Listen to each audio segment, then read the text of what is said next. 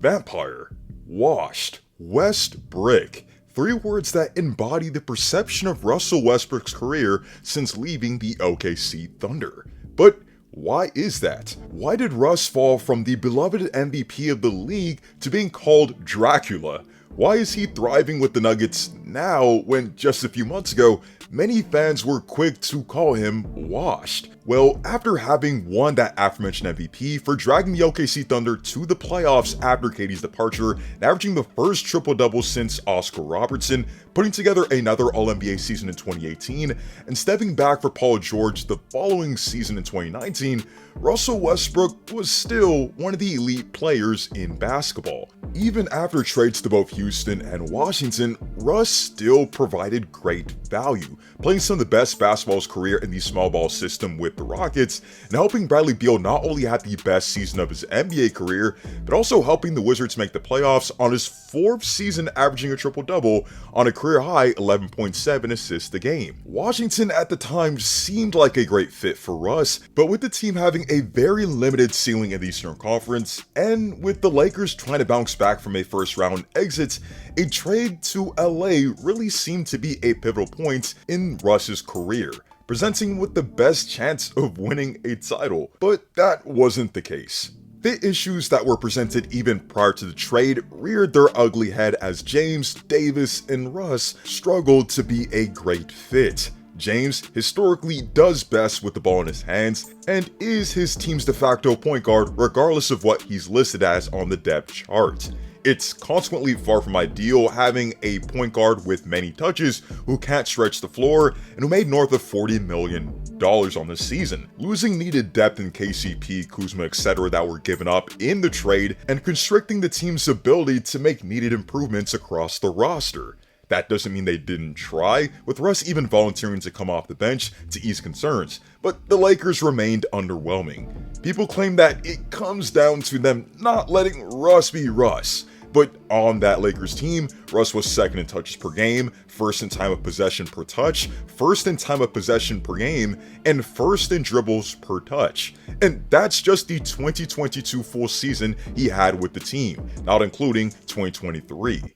The whole fiasco was far from Russ's fault alone, as a defensive presence on the wings, outside shooting, and more athleticism overall were missing, and the Lakers knew exactly what they were getting into prior to the deal. However, that didn't prevent negative headlines from coming out about Russ spiraling in NBA media spheres. One of these reports famously called Russ a vampire that sucked the life out of the locker room. Russ was dealt and immediately waived by the Utah Jazz, and people tried to hammer down the point that Russ's playstyle wasn't suitable to help out a contender in the later stages of his career. After the trade, the Lakers were the hottest team in basketball heading into the playoffs, immediately made the Western Conference Finals after trading Russ, giving them pieces that better suited the team. But this only suggested that Russ was a bad fit with the Lakers, as with better spacing, Russ could be a great starting or backup point guard who could serve as a ball handler, push the pace, provide rim pressure, and be a presence in the locker room for a team with rather laid-back personalities. And that's just what he did with the Clippers, averaging 16, 8, and 5 in the remainder of the 2023 season with them, and showing out in the playoffs against the Phoenix Suns when Kawhi and PG were rolled out for the postseason. Moving on to 2024, things looked promising for Russ as he'd get a full training camp and full season with the Clippers, and with the team actually backsliding when he was out due to injury. And then the playoffs happened. Russ had easily the worst playoff campaign of his Hall of Fame NBA career, looking unrecognizable in a series where the Clippers needed all the help they could get. 6 points, 2 assists, and 2 rebounds on 26% from the field, 24% from 3, and 62% from the free throw line. It was over. Russ's ability to heavily impact a team at this stage in his career was highly questioned, and the Clippers dealt him despite him signing a minimum deal to stay with the team. And then there's this Serbian guy that vouched for him. Nikola Jokic was reportedly pushing hard for the Denver Nuggets to land Westbrook, and apparently always wanted to play with him. Coach Mike Malone said the two have had an interesting relationship arc over the years as they were adversaries, but have grown to the point where they have massive respect for each other. Russ chimed in and said that he was grateful to play with a player of the caliber of Nikola Jokic, and that he does many things on the floor that allows others to be great. Finally, Jokic would say that Russ is a great teammate, a great leader, and can bring great stuff for the team.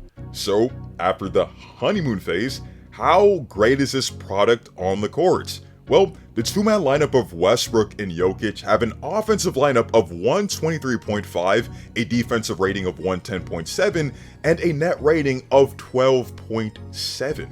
As a starter, he's averaged 15 points a game, 7 assists and 6 rebounds on 53% from the field and 35% from 3. The Nuggets have an impressive 18-5 record when Russ has started, and the two-man game between Russ and Jokic is a beauty to see.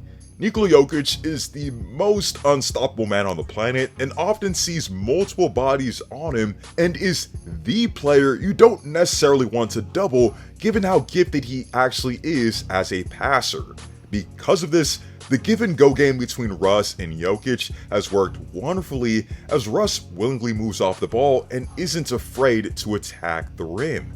What's also been highlighted is Russ's ability as a cutter from both the baseline and the wing, being able to capitalize off of ball-watching defenders, being able to separate from defenders to receive passes from Jokic. Russ isn't the freak of nature he was in his prime, but he's still an insane athlete that can function well in transition as both a scorer and passer and can attack the rim, finishing at 62% this season, which is a higher mark than his MVP season and the best mark of his since 2021. That added rim pressure allows him to be the valuable playmaker he's shown to be in ages past through kickouts and dump-offs in the paint. He's still roaming nearly 100 miles an hour with a relentless effort on both ends of the floor. He's still good as a pick-and-roll ball handler while making the right reads, and provides tenacious energy that has radiated across the team. So, no, I don't think that Russell Westbrook is a vampire that sucks the energy out of the team, since the Nuggets are on a roll right now and they can feed off of that contagious energy. But the best way to prove that he's not a vampire is to prove it in the playoffs when the lights shine brightest. And hey, I just need Jokic to win another ring so I can push my agendas and force very uncomfortable conversations about his all-time ranking. With that being said, let me know what you guys feel about the resurrection of Westbrook and how he's playing thus far. Is this surprising to you? Is the Russ Jokic two-man game the funnest in the league? Can Russ help the Nuggets win another title? Let me know in the comment section down below. With the trade deadline coming up in less than 2 weeks, check out my last video grading the biggest trades over the past decade in the NBA, and also my video on the emergence of Amen Thompson. Hope to see you all in the next one, and stay tuned.